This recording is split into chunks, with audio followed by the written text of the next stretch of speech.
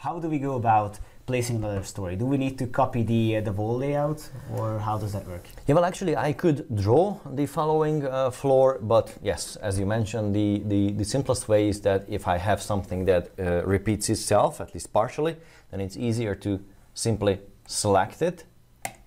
And then at the left-hand side, you can see an option to copy objects to other floor. Now, these are not necessarily only objects like stairs and chairs and things like that, but you can copy everything that is selected.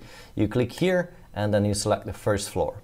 The software comes with a predefined setting of 4 floors: basement, ground floor, first floor, and second floor. You can name them anyhow as you want, and but this is the basic setting. As well. And actually the floor management, or the story management, is here. This is the status bar that I mentioned at the beginning. If you click here on this button, you can see that there is the ground floor, the first floor, and so on. And there are constraints as well that you can change, and the software can react to these changes. Now, not to mention more some sophisticated things, but if, for example, we had this coordination meeting and we figured out that, well, this height of this floor should change to something else, like, I don't know, 3.3, then I just type this distance here, I make changes here, and I hit OK, and the software will adjust the walls automatically, because they are automatically, they are automatically constrained at the bottom and the top. You can work in another fashion, but this makes it the